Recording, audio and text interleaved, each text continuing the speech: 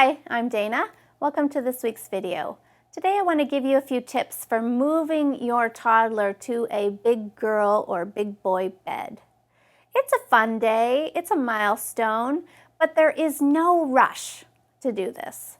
I'm baffled often about how rushy people can be about moving their toddlers into beds.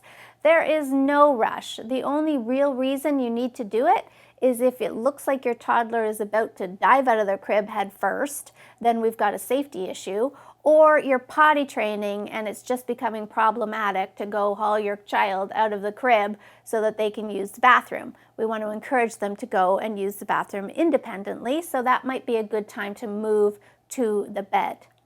My rule of thumb around age would be to at least wait to 2.5, nothing really before. Between 2.5 and 3 is ideal, just because a 2.5 to 3-year-old can just understand a little bit deeper. They can think through to consequences a little bit clearer, and the whole process just goes much better if you wait. Now, you're probably asking, I've got a baby on the way, what am I going to do? Well, my advice is to buy a second crib. That's what we did with our second and third. Our son was in no way ready to move to a bed, so we just purchased another crib. You could get them I think we bought a second-hand crib for $50, and it was really no big deal to set up 2 cribs. Now, when you're ready though, let's say you want to first set the stage. So you're going to have a sit down with your little one and talk about the transition from the crib to the bed. You're going to have to go over the rules, that it is the same as the process for nighttime or bedtime routine. We're going to do your routine, and instead of getting into the crib, you're going to go into the bed, where you need to stay there and sleep well just like you always do. Now, most people find that there's I call it a honeymoon phase, where for a few weeks the toddler does really, really well with the change. They don't seem bothered by it. They don't try to get out of the bed.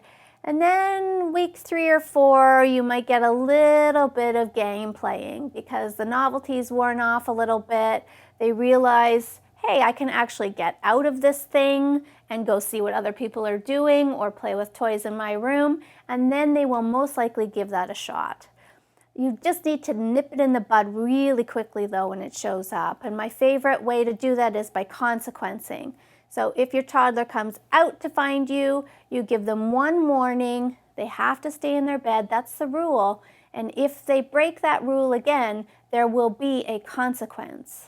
2 of my favorite consequences are that you will close the door all the way, something I call locking the door, just for short increments of time. So maybe just a minute the first time they test you, maybe 1.5 minutes the second time, 2 minutes the third, and so on. This works really effectively. It doesn't usually take more than 3 or 4 attempts before the toddler realizes, I really don't like that, I think I'll cooperate.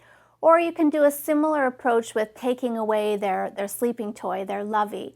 Again, just for increments of time, because it's very hard to take a lovey away for the entire night. Most people cave at some point, so don't back yourself into that corner. Just take it for short increments of time and then return it until your toddler decides that, you know what, I really don't like my stuffy or my baby being gone for that long, and they, again, cooperate.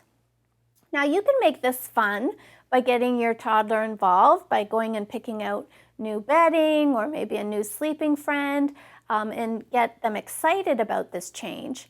But something that happens for a lot of these children is that they spend a night or 2 in their bed and they don't really like it. They kind of liked the feeling of being in the crib, they like the security of the crib, and they'll most likely start asking for it back. I'm going to advise you to not give in to that, right? You need to teach your child that you're the ones ultimately making decisions here, and you've decided it's time for this child to go into a bed. Even if for a night or 2 they have some protest around that, you need to move forward with it anyways. Otherwise, you'll just teach your child that you don't really mean what you say, and if they push you hard enough, you will cave. And that is certainly not a lesson you want to teach your child. Thanks so much for watching today. Sleep well.